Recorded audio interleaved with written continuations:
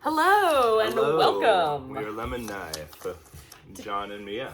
And today we are discussing our EP released in the early days of the 2020 lockdown. That is Difficult, Lemon Difficult. Yes, and the title comes from the movie In the Loop. Fantastic, political comedy. The British character discussing ones. Just present the proposal. It'll be easy, lemon squeezy. Okay, he's like, no, it won't. It will be difficult, lemon difficult. Brilliant stuff, really. Yes. So this album, we wanted something to do with all the things closed and such, so we kind of made this all at home. All the production is Mia. And she may get roasted for that on one or two of these, but it's wide, very impressive. Wide variety of and qualities. And then we also want every song to use different instruments. Again, wide variety of results. So we'll get to these kind of as we go. All right, what's our first song? Our first song is Alien Song, parentheses, Sex and Baked Potatoes. Yes. So this is also the first song we did, and only song this day that we've done a music video for. Yes, it was fun. Filmed at home, see each other race challenges. The idea, I think, of the lyrics was basically like being alien in terms of being different from what everyone in general wants or needs or whatever. So sex and baked potatoes, two things can pass on or whatever. So that's I like kind baked of potatoes. The chorus. Okay, well, I don't like baked potatoes. Okay, you don't like baked potatoes. Yeah, that's why it's in there. Yeah. Well, you're the one talking about the baked potatoes bit, so. And then the chorus, that we get a lot of B-52s comparisons. And it definitely leaned nearly into every it on show, there. I think. Yes. Nearly every show. So I definitely leaned in on the chorus with kind of my delivery there. We lean into this. I think we both lean into this whole thing of just the whole B-52 stick with your vocals and my kind of shrieky sort of thing. And very kind of comedic lyrics. It's all the kind of things that the cool adults are into, cars and bars. But then there's something else we like cars, and then it's a song title by the Cars. Yes. We like bars, then it's a candy bar. We like drugs, Wallatin. We didn't even... John specifically told me to make it Wallatin and not Claritin. That's even generic, funnier when it's the generic brand. It's the generic Walgreens brand. And then in terms of instrumentation, it's it's all programmed. All keys and programmed drums. Yeah. It's all programmed except for our voices, I guess. We didn't pull a computer cowboy on this one. Oh no. With I think with a keyboard we could play it live though. We could if we wanted to. I could play that part on drums without a problem. And then we'd be putting the cool solo there. I would need gratuitous solos. Yes. Right, I almost forgot about that. But I guess I'd need 3 keyboards. I need to be surrounded by here's my arpeggiator and let me cite. Just one of our more fun, goofy songs. Yes. I gave it number 22. I gave it number 32, not because I don't like it, but I think in terms of actual quality, it's not the finest thing, but in terms of fun, it's great. I honestly like the melodies of it a lot. I like what we did with it with the digitized stuff, but I don't know, it's not quite, do you know what I mean? It's more fun than I get it. Yeah, quality, I legitimately enjoy listening to it though. That's fair. Next up is Fear. Fear. So John, what was your lyrical thought process here before you handed it to me? Yeah, so this is basically straight my fear of flying. So it was just entirely from that perspective. And that's pretty much all there is to the lyrics. And so he handed me the lyrics and says, me, I'm kind of thinking this is a very Rush lyric. This is very pert. And of course the end result doesn't sound anything like Rush really, but I think that for whatever reason the first thing that jumped into mind wasn't any kind of Rush thing, but the intro to The Trees, specifically. And so I got it built off that, tiny little bit, and I decided to use a mandolin. Did you say it wasn't any Rush thing, it was the intro to The Trees? It wasn't any... Did I say that? Because I meant, it wasn't any, you know what I mean. You know what I'm trying to say. It wasn't any traditionally Rush thing, I guess, is what I was trying to say. But yeah, it was it wasn't like a full Rush song. It was this little Sure, piece sure. that's very uncharacteristic of them, I think, or to a certain extent anyway. And I decided to use a mandolin to kind of capture some of that because I was fooling around a bit with that, and then it kind of was just. I mean, it's pretty much just mandolin, me, and your cajon that I like massively reverberated. We stuck in a little bit of cajon on the chorus just to give it a little more impact. I guess this big bang bang bang sound because I just made it hugely echo. I'd like to thank Audacity for that one and not our apartment. It's not us going into the most wonderful bathroom in existence or anything. Yeah. Yeah, let's finish that one. I gave it number 31. I gave it 19, both because I do like it and also because whenever somebody did listen to this that I knew, they were always like, I really like that one. And that kind of made it grow into my head a little bit too, which it was like, okay, I mean, I see why. Yeah, it's a really pretty song. You have a very pretty voice on it. You got your mandolin skills. On this particular one, perhaps it's pretty. I wouldn't consider my vocals pretty on most Lemon Knife things, although maybe I should do that more. If you're in pretty versus aggressive, I guess. Yeah. Speaking of songs that Mia loves. Looks like you don't like it much either. No. Yeah, this is Four Foolish Wishes, which is what I was trying to fuck around with the piano, and we need a piano song, and for whatever we decided we did. John tells me you should do something campy, and this is what came out, and I wrote this ridiculous crap, and my lyrics were based on this really obscure folk tale called the Three Foolish Wishes, and I think we made. Oh, you one-upped it. I one-upped it. You went to 11. No, you were the one who added the fourth wish, if I recall. Oh yeah. You decided to there are some turns of phrase in the lyrics that are kind of fun, but like overall I absolutely hate it and I wish we never let it out. But the piano is cringy and just everything is cringy and my vocals are cringy and this whole like idea I have of like, hey John, do the wife's voice in like Monty Python drag style and just everything about forgot. this. Do I do the vocals on this? Yeah, you're the wife. Oh no. I've never listened to it far enough to remember. I wonder why. I wonder why. Yeah, so yeah, it's just like this it's like something off-Broadway pantomime, like off Broadway pantomime troupe would do. So far away that's from like, Broadway, it's in New Jersey. Yeah, it's in New Jersey, and it's in like Hoboken. It's the Hoboken Community Theater. And just everything about it is just like the piano solo is horrific. Just everything about this. Just fuck this song. Number 42 with a bullet. Number 41. But I have this miles above my number 42. Yeah, this is miles below my number 41, okay. So... I have it as a strong second worst. Strong second worst. Yep, that's fair. Alright, Postcard from 2020. This is an interesting one. So this was kind of like... this is almost just like a freestyle ramble about kind of like the things happening in 2020. And then the bridge is kind of this intense, like, almost like griot type thing of just like the people that died. And then kind of we put the people who died in the three categories like related to 2020. There was like the musicians who died of COVID. There was like people, probably entirely black people, murdered by police officers. And then there was like people, like kids who were murdered in like the kind of spike of crime, which, you know, that's not really an argument that you need more police officers. It's an argument you need better police officers. You know, if there's still enough of them to murder people and they aren't preventing these murders, then there's something wrong in how you're preparing them, not in how many you have. I always like this set of lyrics too because...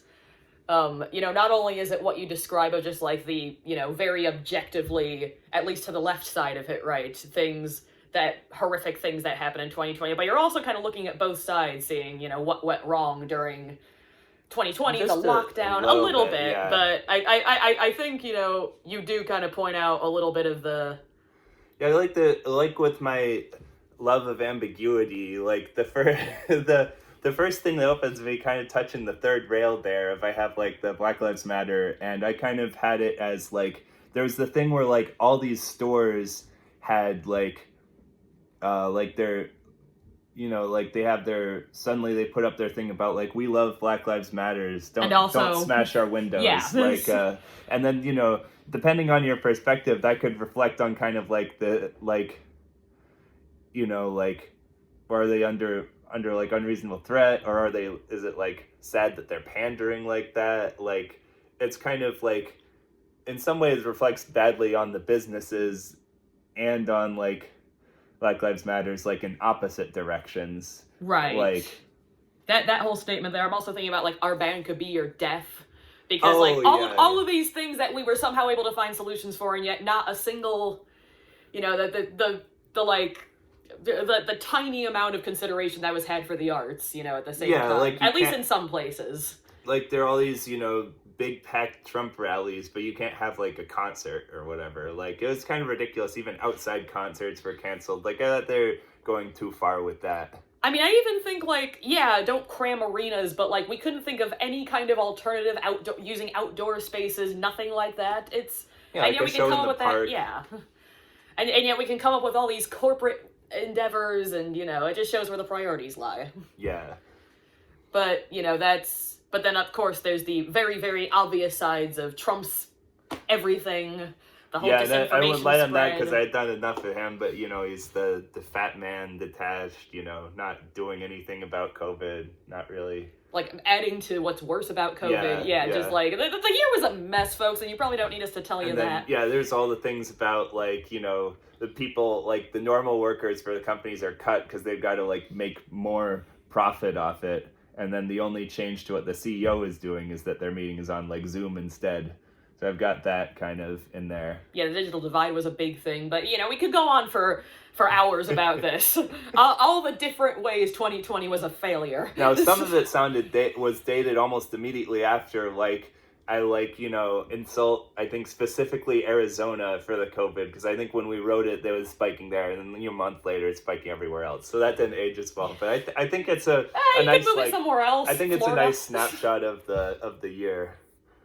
And I'm glad, I feel like if we're there, I don't think there's anything, like, incredibly, like, specifically controversial in there, but I think there's a lot of things that are controversial adjacent. So I feel like if we were, like, a big famous band, we probably wouldn't have released that one.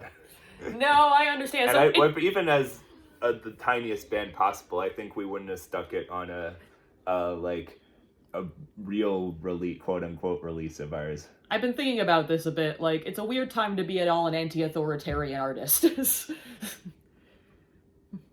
don't know if we're really that anti-authoritarian. Okay, what's the word that I'm looking for, though? Like, a critical of the government artist, I guess. We're not really critical of this current government. Yeah. But, like, I don't know. What am I trying to say? I don't Political?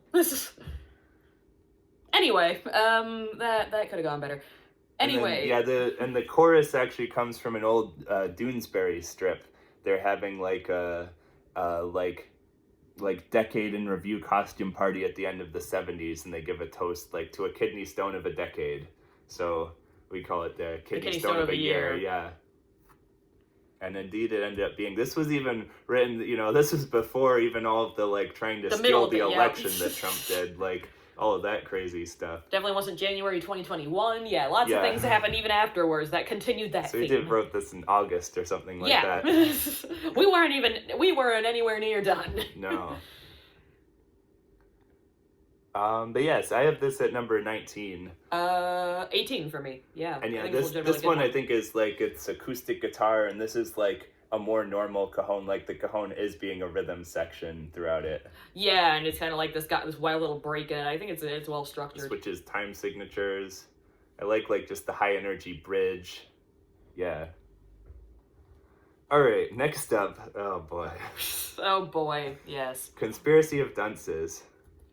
Yeah, this is where my production skills or lack thereof seriously fail. First of all, we were trying to write a spy-sounding song for this one. And as it turns out, that's much harder to replicate at home than I thought it was going to be. All the trumpet patches were very obvious trumpet patches on the keyboard. I couldn't get the bass to sound right. There was your digital drums Those over the analog sound horrible. thing. Yeah, the digital drums, like we were playing that on a like an electronic kit, and those were just I don't know why the digital drums always seem to have some like lag to them that just sounds horrible. It's like you gotta hook them up to something weird, like I don't know. And and then for some reason we always had so much trouble. Like I had something that like in my head the melody naturally flowed, and then we could never get it to like work. Like the da da da da da da da da. Yeah, but blame my lack of phrasing skills for that one for sure. It might just be that the thing like doesn't line up. It's a shame because this was a really interesting. This is actually based on something on one of the like Reddits that I saw where it was somebody asking for advice because they're like a couple of years ago their boyfriend had come to them and they had this like crazy conspiracy theory about like the local government, and they had been collecting all this evidence and things, and then it turned out their theory was completely true and like all their evidence was right and they had been right all along. But then the problem was everything else. Then the problem was, since they had been right there, they started extending that to everything else and like assuming every single conspiracy theory they read everywhere. So it was kind of from that perspective. Maybe we'll even revisit it on a song that isn't horrendous. This is my last place, 42. Horrible, unlistenable. Yeah, I put this at 36 because I tried to put not quite as much weight on the technical failures, because it's but it's hard not to. I definitely like failed this one in production. I think just the way it's like something to come back around to. I don't know. Someday. I don't even feel like it's like the best set of lyrics they've written either. Like I don't think it's that much of a loss. Yeah, I know what you mean. But as it is, it's there. You can listen to it in all its horrendous production, vocalization. The bass may or may not be missing. It just is missing when I play it on my phone. It's Who like knows if that's... I'm not sure what happened there, because I can hear it on my computer. Pretty sure I can hear it on my phone. You know what? Something went wrong there with mastering or something. I didn't master anything. I don't know. You're a master, Mia. Our final song on the EP is Zither Song. Zither Song. Because I had a zither and we had to use it for something. Yep. Because my parents had just given me this zither that they found at like... It was zither store. No. They literally found it, I think. It's like 100-year-old zither. It's right over there. And they found it at like a garage sale, of all things. And it was just laying there. And it's very obvious. If you can't play it, you might as well sell it. Yeah. But it was like for $10 that they were selling it for, though. So like, it's out there and they bring it back. And it's just like, we made it a mission to use every instrument we had here. Yep. And so, okay, zither's going to be one of them. Sure, and then I have no zither skills. I figured it out slightly to put together the most rudimentary thing ever for this. It reminds me of like the Rugrats theme song. Is what it reminds me of, and you don't even know what I'm talking about, so I'm gonna have to play it for you. But the 90s Nickelodeon kids know what I mean when I say that. It's like this, and it's kind of what I was trying to go for, I guess, because there was like this rare love song, very rare, remotely maybe related our to only love song in the... I guess you could say the Alien song is like a love song, kind of. We got a breakup song and Dismissed, I guess. Yeah. That's really it. I mean, we don't tend to go there because we don't want to, because there's already enough music about it. So much of that out there already. It's like, let's just write things that aren't that, and then, maybe it's a more niche audience, but at least it's not the thousands of other love songs you can easily find. Like most of my favorite artists don't really write love songs or write, some of them in like 20% of their stuff or something. Right. I mean, like, a few of mine do, and most of them don't, I'd say. Like, or at least not, like... Again, not the majority of the time. Like, Queen writes plenty of them, but like the Who don't write... But the Queen writes plenty of them, and they write plenty of other ones, too. Exactly. And even plenty of their hits aren't, like, love songs. And they're always screwing around with genre, so it still makes sense for them to do all of it. And the Who didn't write very many. Muse definitely don't write many at all. Like, I love the satellite. It shines so bright. It's a love song to... But the knives are out at night. Love song to Popular Mechanics magazine. Scientific American.